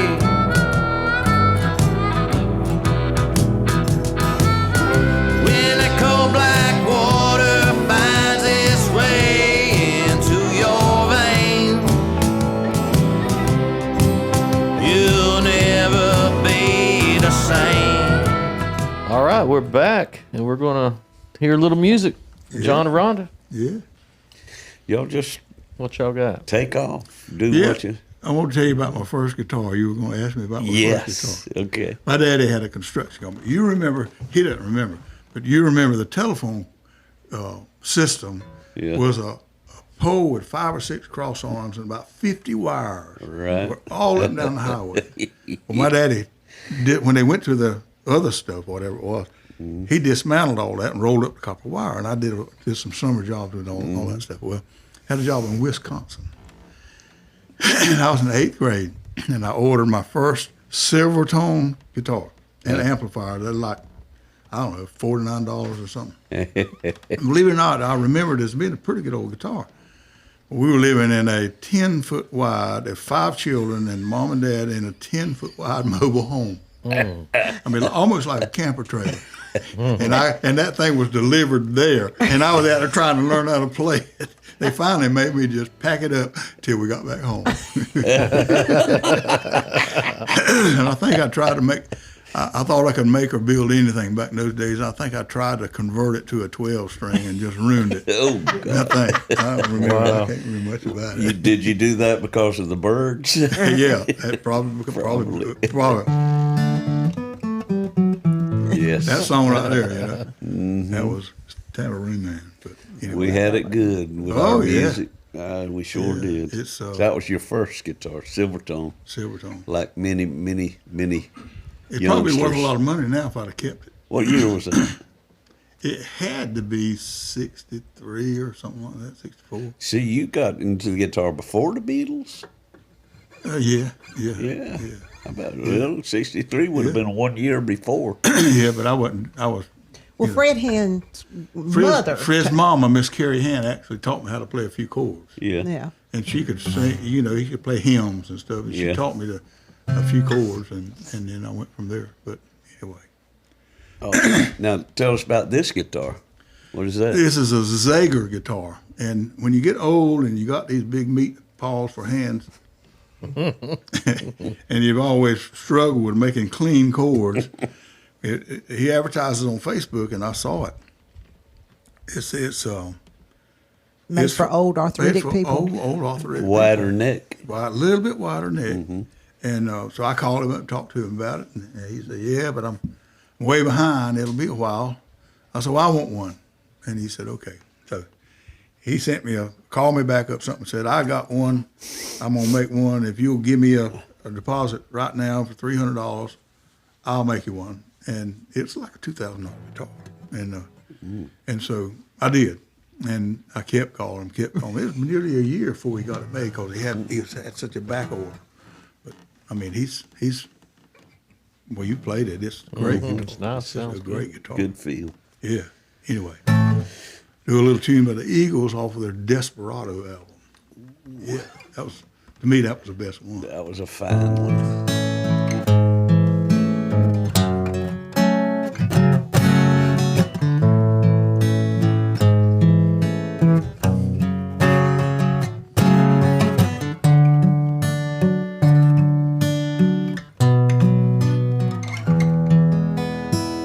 They were dueling Daltons, high or low.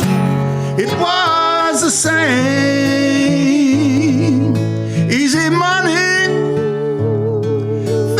Texas women, red-eye whiskey for the pain. Go down, Bill Dalton, it must be God's will. Two brothers lying dead in Coffeeville. Two voices call to you from where they stood. Lay down your law books now, they're no damn good. You better keep on moving, Doolin Daltons, till your shadow, it sets you free.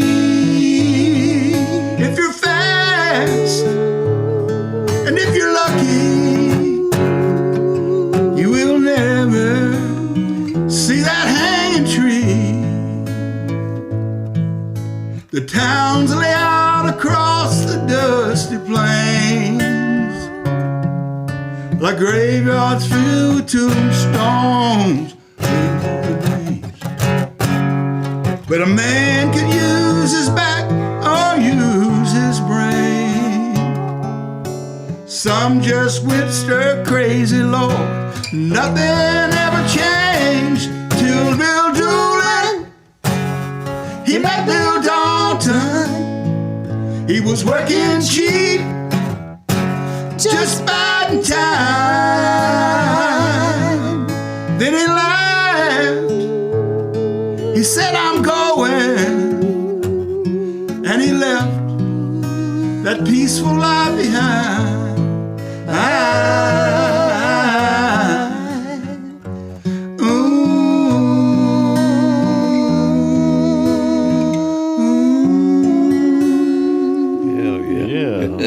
Yeah. That's You true. ever heard that song? I have heard that. Yeah.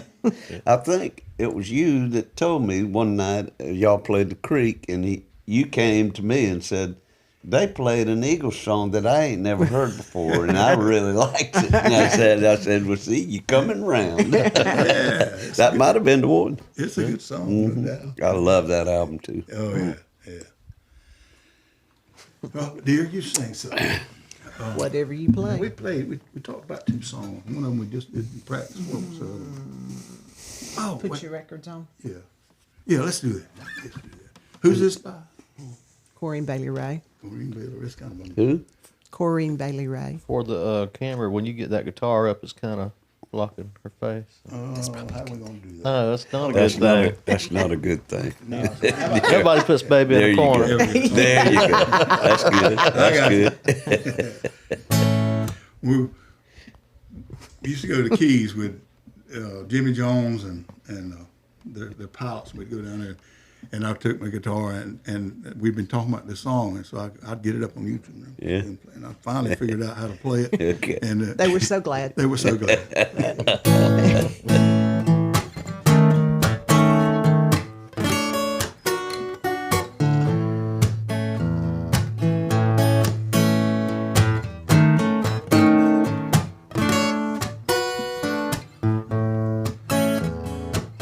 3 little birds sat on my window, and they told me I don't need to worry.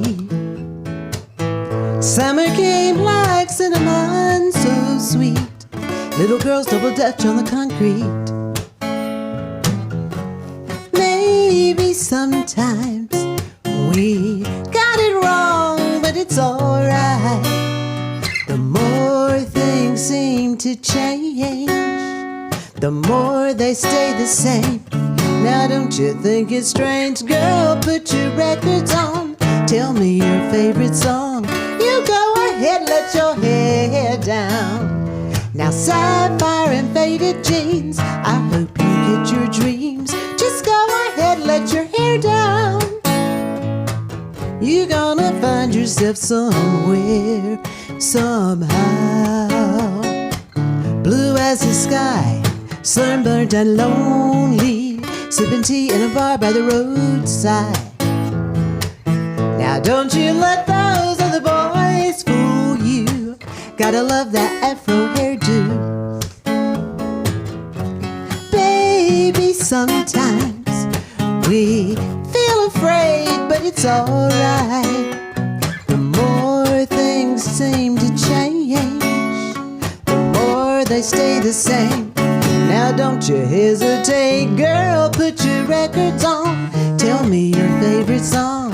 You go ahead, let your hair down. Now sapphire and faded jeans, I hope you get your dreams. Just go ahead, let your hair down. You're gonna find yourself somewhere, somehow. Was more than I could take, pity for pity's sake. Some nights kept me awake. I thought that I was stronger. When you gonna realize that you don't even have to try any longer? Do what you want to, girl, put your records on. Tell me your favorite song. You go ahead, let your hair down. Now sapphire and faded jeans, I hope you get your dreams. Just go ahead, let your hair down. I said, girl, put your records on. Play me your favorite song. Go ahead, let your head down. Sapphire faded jeans, I hope you get your dreams. Go ahead, let your head down. You gonna find yourself somewhere, somehow. Yeah. All right. Right. That's awesome. There you go, folks. That's a little bit of Rhonda and the Relics. That's what you're going. Of course, that's a full band, right? Full band. That's a full band song. Yeah, what we do it with? Yeah. We do it with a trio too. We call it the Relics Trio. Okay. Yeah. Oh, y'all probably heard this one. This one caught my eye a few months ago, and we learned it. And to me, it's a cool song.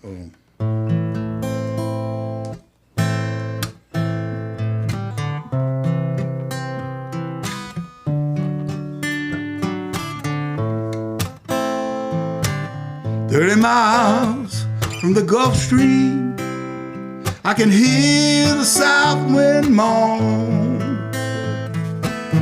Bridges getting lower, all the shrimp boats coming home.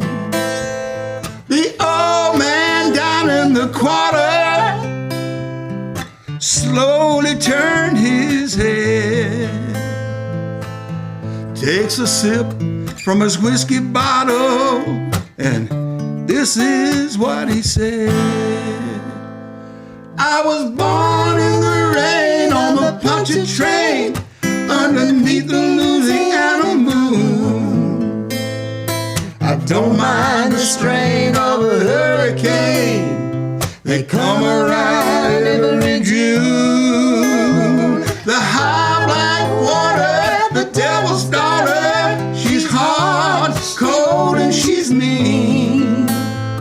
But nobody taught her it takes a lot of water to wash away New Orleans. The man came down from Chicago, he's gonna fix that levee right. Said it needs to be at least 3 feet higher to make it through the night. But the old man down in the quarter said, don't you listen to that boy.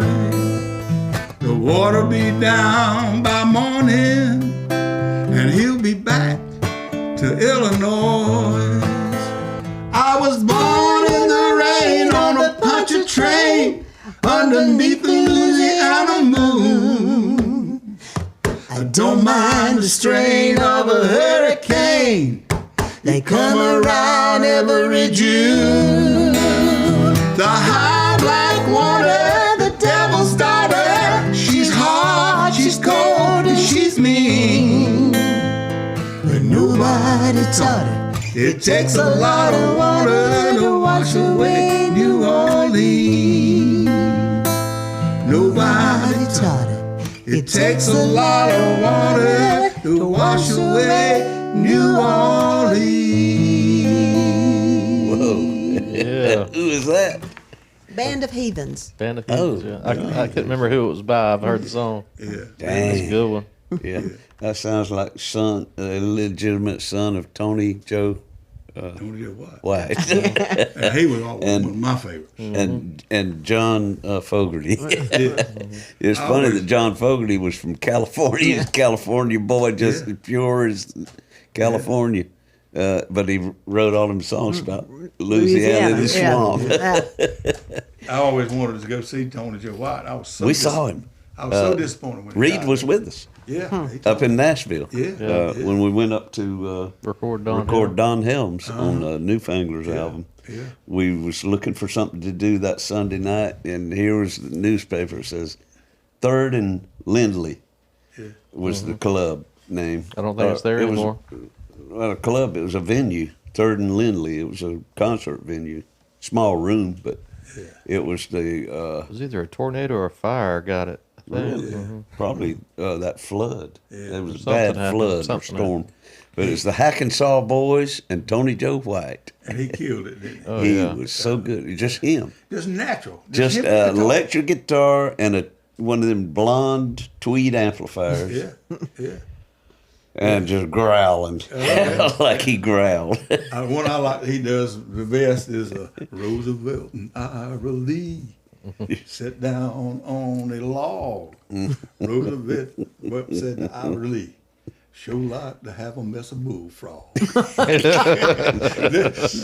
and Lee, look that one up. That's a cool So song. natural, boy. It was like, and Folks Alabama was his first hit. Oh yeah.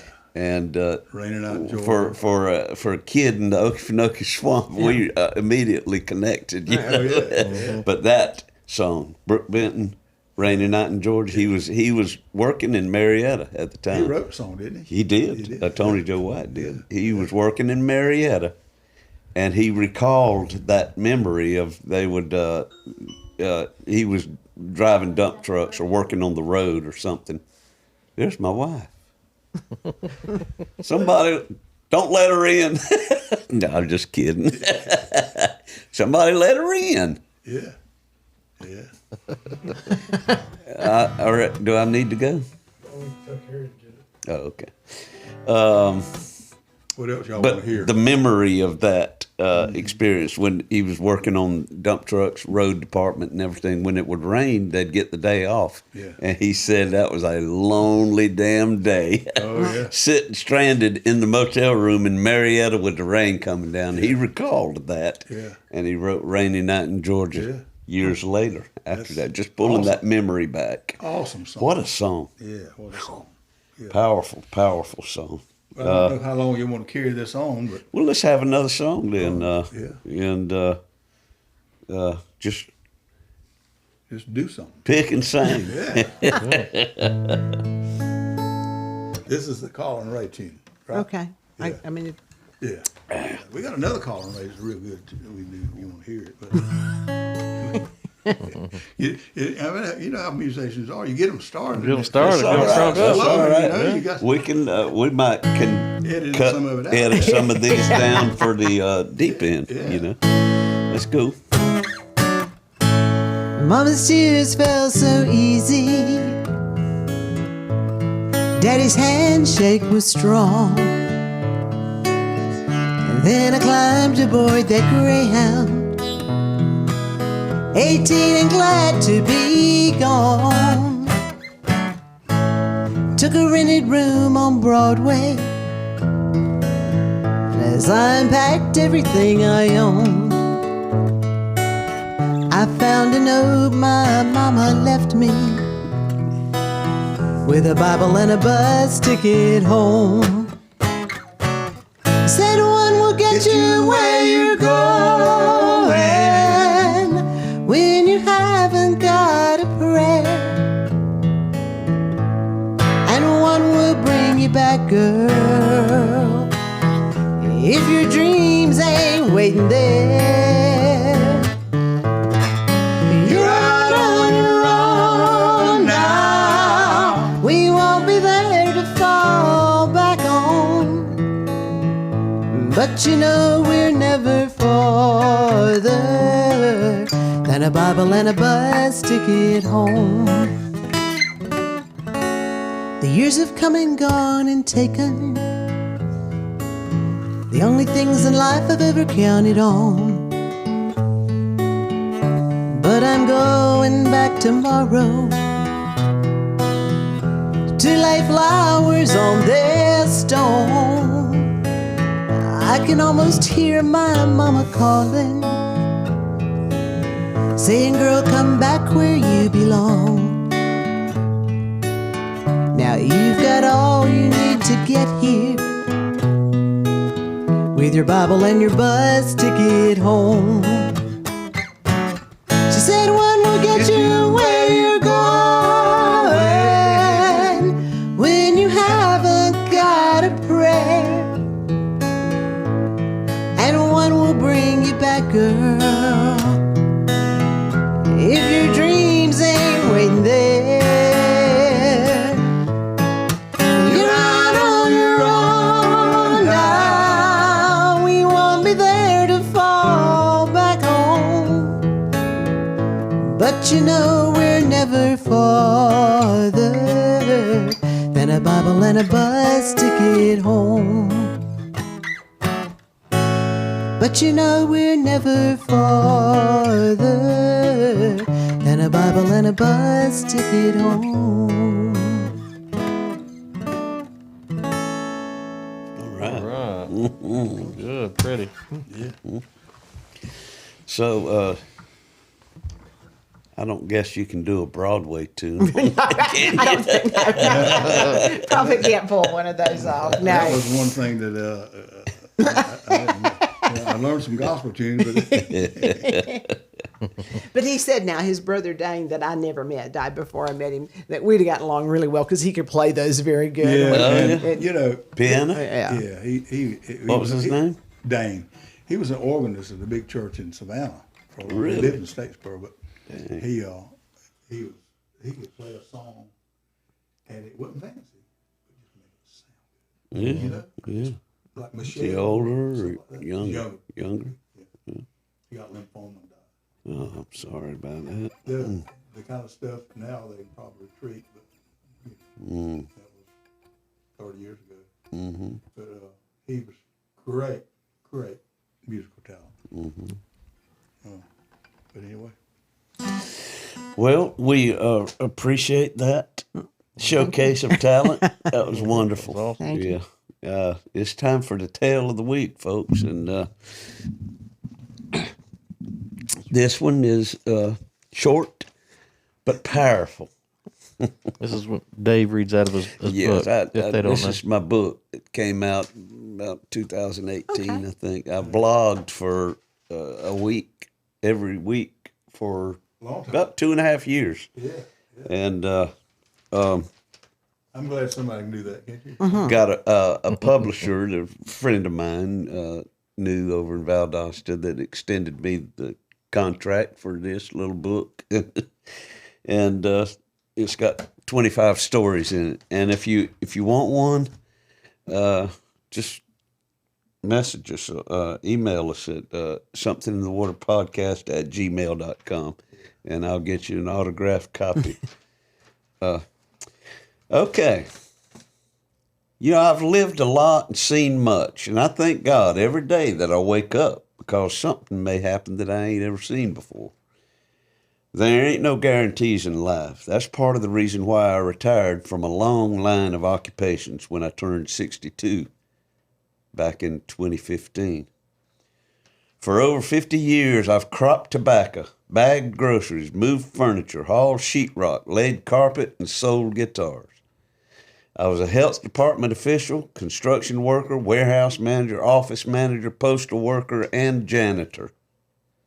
I've played music with good friends my entire adult life, and I'm privileged to have shared the stage with Percy Sledge, Sonny Turner, Dickie Betts, Jim Lauderdale, and Leon Russell.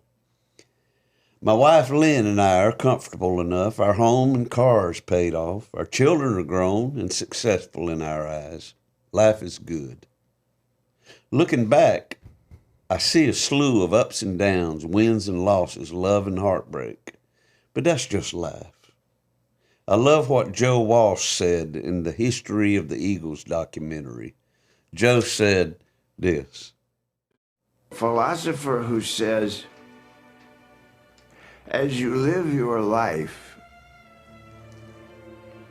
it appears to be anarchy and chaos and random events, non-related events smashing into each other and causing this situation, and then this happens and it's overwhelming, and it just looks like, what in the world is going on?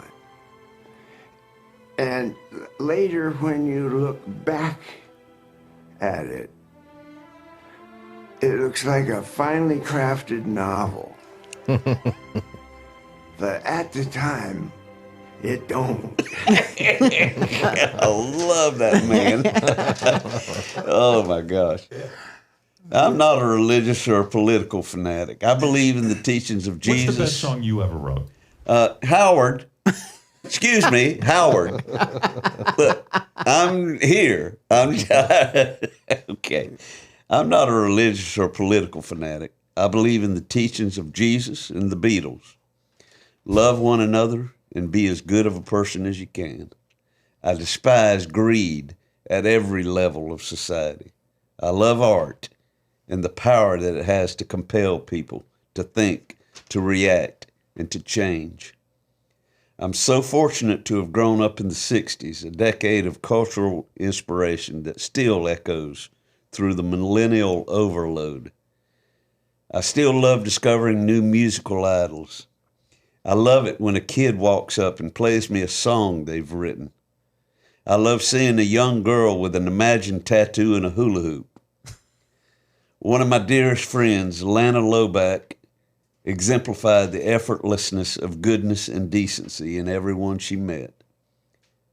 At 55, she suffered a major stroke on her way to a Death Cab for Cutie concert with her lovely daughters and passed away. In 2015, I was honored to sing at my friend's funeral. Left to carry on in this world, her sweet husband, Jack, told me, I want to be more like Lana. Mm-hmm. I agree. The world we live in today is full of a lot of greed, intolerance, and hatred. But you know what? So was the 60s. So was any other generation. I don't have the answer, but I'm sure that Jesus, the Beatles, and Lana were on the right track. All you need is love. Yeah. All right. Yeah. That's pretty good. What's tearjerker? Sweetheart. Do you ever know what he's going to do before he does it? I never know. You blown away sometimes too? Yeah, I'm like, yeah. All right. Oh, boy. She was a sweetheart. She's from Blackshear, Georgia. She was a Cochran. Her maiden name was Cochran.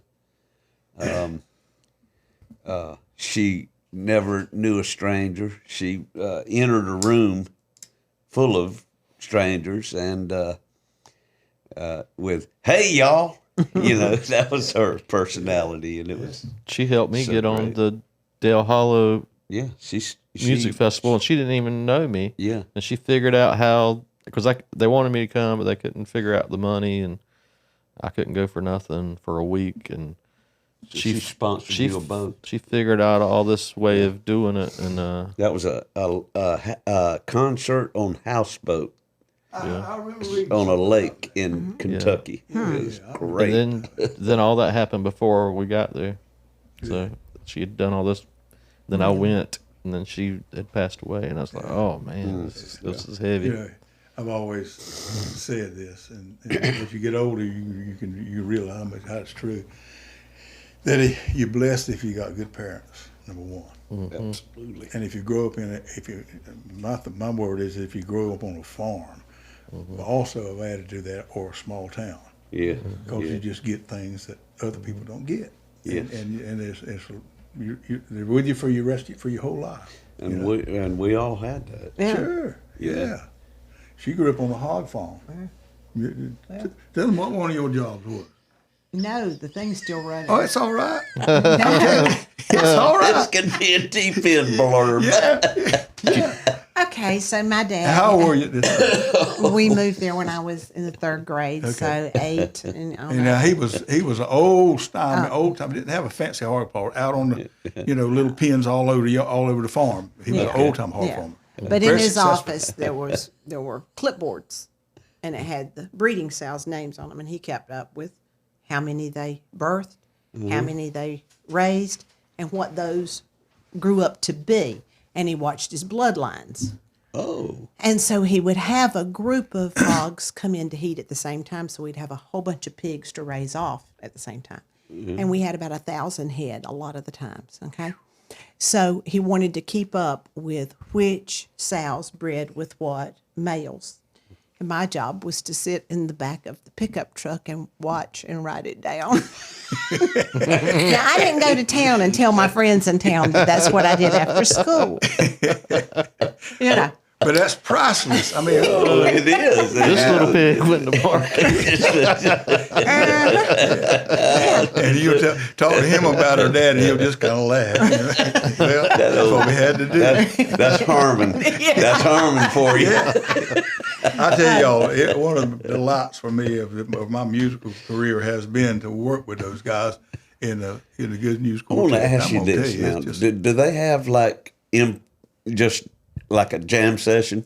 Or not so much Sorta. a practice, but can Yeah. people Well, that's all come? it is. Oh, yeah. Is that the syrup house? Yeah, Or that's that's where syrup everything's house. done? I'll let you know if you want to come. Let me know. I want to bring my daddy. Okay. Oh, yeah. Because he loves to sing. Yeah. He sings with tapes, and he sings in church occasionally. Yeah. And I That's went down, exactly what it's for. yeah, I Yeah. went I mean, down it's- Jacksonville to Guitar Center and bought him.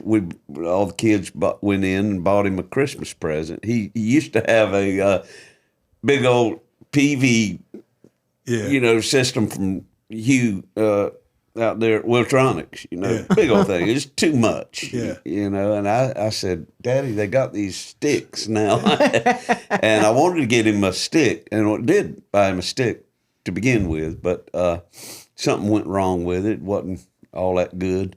So we carried it back to Guitar Center, and they had this other little small head and two little very portable speakers, Yeah. And we got that instead and hooked it up, and we got everything. We got the tape deck. He's got his pitch changer. It runs through the pitch changer. Yeah. Then it goes into the head. And now we got to get the CD player. Yeah. And That's cool. we're gonna get that for his birthday. But I'd love to bring him. Probably to next that. Thursday night. Would he be able to sit in? Sure. Sure. Yeah. Give him a microphone. Now, there's a young man, Jimmy, that owns the place where it's at. It's his nephew, and he wants to sing so badly, and he has no ear whatsoever. But it's he good. has no idea that he is not on pitch at all. Tell him not to watch this podcast. No, he won't. And I feel so sorry, and I'll get so excited because he'll go about 3 phrases right. But I And then mean, it's gone. but still, it's all good because he's having fun. Yeah. That's and nobody really cares. No. He loves it, and you can tell he's worked at it, and he knows the words. He got it on his phone. He'll plug his phone in, and he'll go singing. And I wouldn't dare tell him not to do it. No. Yeah. Well, Daddy can carry a tune now. But he'll fit right in. I promise you, he And, will fit he's right. So we Always- start about 5. Yeah. And about 7:15 or 7:30, they get the food ready, and we all sit around Is and this a eat. certain day? We try on Thursdays because there's just a few of us still Do working. you do it Everybody else- weekly? Well, No, it's 2 to 3 times a monthly. month. We did it. okay. We did it weekly before COVID. COVID, yeah. But then Yeah, shoot me a date and the address. It's in Hazelhurst. address. Yeah. It's in Hazelhurst. Yeah. Cool. Rob's daddy has just finished up with cataract surgery, and they're telling me the reason why he can't go back to driving if he wants to. And he's Now, got this his is- license till he's 100. So does Daddy. So Yeah. does Daddy. I've noticed a change in Daddy just this recently. He's just not quite as sharp. Or as vibrant, maybe. Just a little bit of a slowdown, a little bit of a tick down, and Daddy's going to physical therapy, and he keeps them in stitches. They just can't believe That's that my this daddy, guy too. He is up so- there, and they'll tell him to do 30 reps of this, and he says, "I can do more." But his walking was he was feeling like he might fall, and it got a little unstable. So we talked to him to go to physical therapy. Now we can't get him to quit. No, he loves it. Well, that might be something for Daddy. It really too, is you know, now. a little It physical really therapy, is. yeah. All you got to do is get the doctor to prescribe it, and Yeah. Medicare pay for Yeah. it. Okay. And it's those folks really know what they're doing. Well, too. they do, and it seems like it's just small things. Yeah. But they're retraining the brain, and it's Yeah. yeah. Yeah, he's enjoying it, and he's getting. I can tell it in his walking. It's Oh yeah, his better. walking is more stable, and What he don't want to do is be a burden to nobody else. He wants to live by himself till he dies, and that's what we want for him. We too, were as well, you know? we've been out there. He had a bout with COVID for the first time, just recently, and he stayed with my sister during the time while he was recovering, and wasn't a bad bout, but he was bedridden for a while, because of being exhausted, tired. You know? yeah. And so he had to get his sea legs back, but he's back at home now. But we've been going out there just about every Wednesday, all the kids, it's just me and my brother and my sister and his and their wives and spouses and everything. we'd But love we've been for out there having Yeah. dinner, on Wednesday Yeah. nights and stuff. But I mean, we'd love for you to come. One of the first dinners we had, we gathered in the living room afterwards, sitting around and listened to old tapes on his PA system, and he started wanting to plan his funeral. Yeah. His sense of humor. Oh, yeah. He said, "Now I want this, and I want this. I don't care about a casket. It can be cheap." And Deb, my sister, said, "They sell them at Walmart." What? Really? Okay, you can get anything. Yeah. And but anyhow, that's we're just a fun-loving, practical, joking family. Oh yeah, we'd love for you to bring him. I would love to bring him. promise you, he'll enjoy it. Yeah. And if any of y'all want to come, well, just it's at the Syrup House. That's all I'm telling you. Well, we love y'all, and we've loved having you on. Yeah, thank you for Appreciate y'all coming and sharing your talent and stories with us. It's thanks been for including us. it's been a good podcast. Hey, and one of the things that we didn't do, I'm talking to us old guys. Now you could go ahead and do it, You gonna put him in our group? No, he's not there yet. But we didn't write this stuff down. There's Dave so many probably did. He stories writes that down we've everything. forgotten. You probably did. I got a lot in there. I got about 200 and something, or 125. Stacy has got every gig that the Bushmen have played since 1989. And when you look at the list, Documented? yeah, he's got them written up where And we how did much what- money? Lord. When you look at it's amazing. Wow, I'm I've so got lost on some that. calendar books, some date books of all the Rebel Airs and Rhythm Oil gigs. I've saved all of them. John Smith kept telling me, burn them, bury them. He's worried about the IRS. I did not burn them or bury them. I kept them. Oh yeah. I'd And, love to hear y'all do that again sometime. At least I've got where we played on what date and how much we made. So it's not, and we got a lot of, I got a box full of Rebel Airs memorabilia. Yeah. Now, someday One of the I'd things we love to didn't go talk- through yeah, it. one thing we didn't talk about that we were both a part of was Jukebox Saturday Night Show. Yeah. In Dose. We did 254 performances in 23 years. Wow. And all around all over the place. And Orlando. Atlanta. Atlanta. Gone. Yeah. Albany's got a big multi-layer seating theater. Municipal auditorium. We sold it out 14 years in a row. Yeah. God almighty. Yeah. So, the Bushmen did the music, and they had about 30 people in the cast. Had singers and dancers. And it was quite an experience. Costumes. Yeah. One night I changed costumes 14 times in a 2-hour show. Wow. And part of it was somebody couldn't be there, and so I had to fill in and, had to. Did your shows change? Not Or much. was it much. always It was so always pretty much history of rock and roll? There's always a basically? list of songs, and depending on who couldn't be there as to what got left out. Yeah. If it was a song that Was really, it like the history of music kind of? yeah, deal? Or it was Buddy Holly, and it was the Supremes, and it was just mean, it's pretty cool. We had You only went so far, though, right? Mm-hmm. As far as Yeah. through the 70s, chronologically. 70, mostly 70. Yeah. Had one guy that did. There's a lot of stories about that too. One guy that we did Hit the Road Jack with Ray Charles. Yeah. You know, if he couldn't be there, we couldn't do that one because only he could do it. Yeah. And the girls were out the front singing, "That's right, hit the road, Jack," stuff like that. Cool.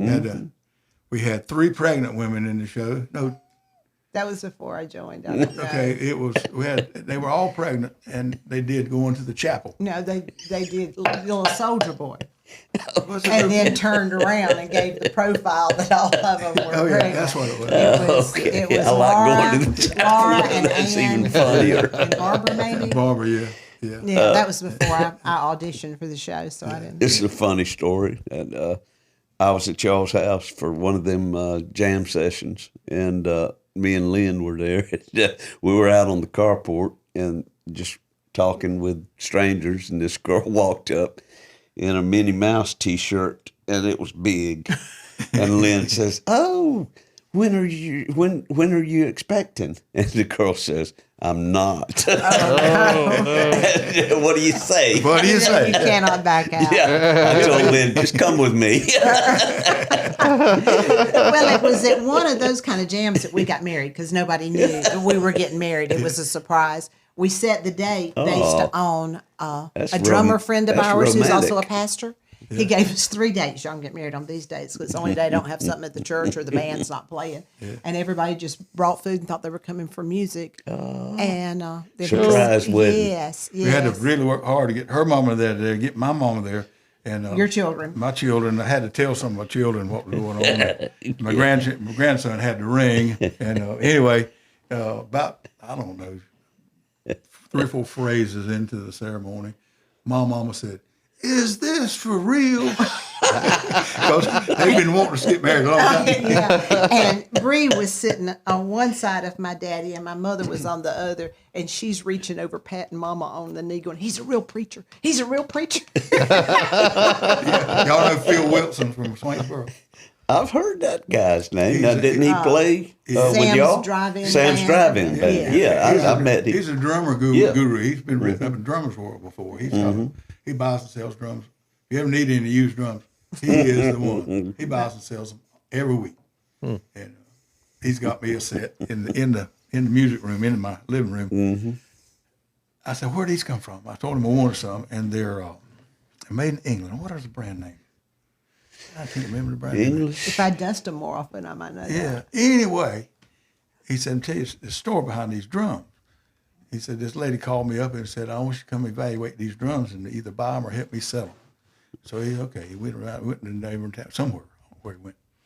But it packed up. He said, I bought them for my grandson, and 2 weeks after I got them for him, he got killed in a wreck. And they've been packed up in this closet ever since. And it was a double bass drum. It was a double bass drum, red pearl.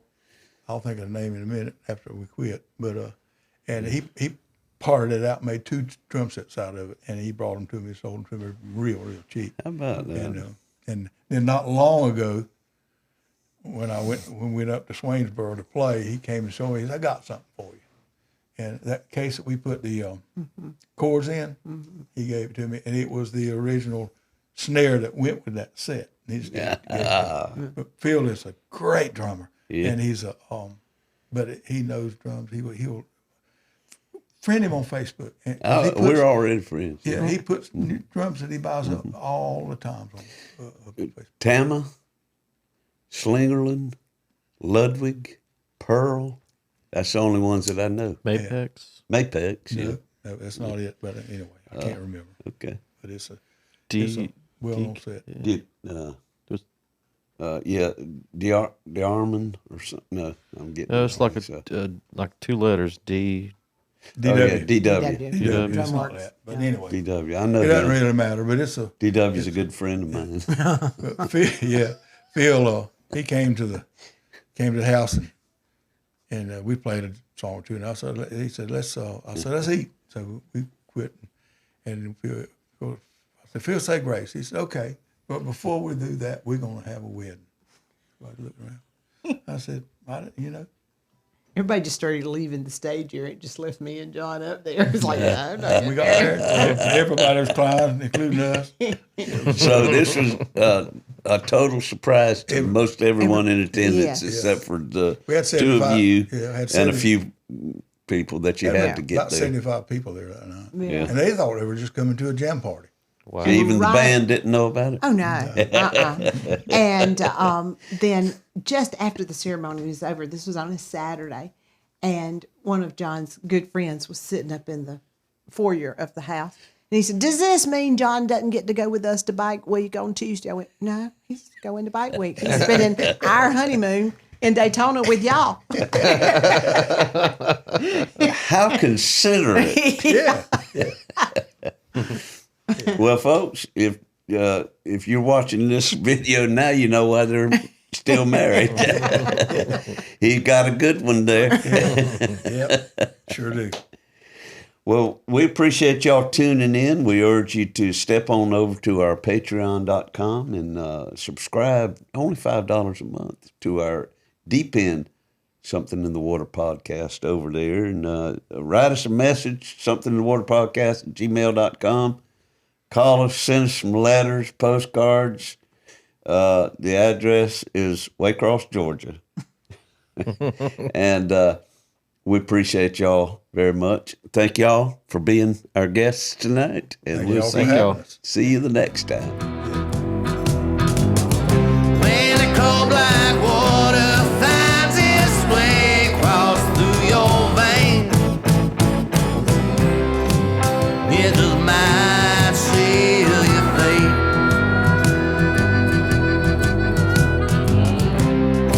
It just might seal your fate.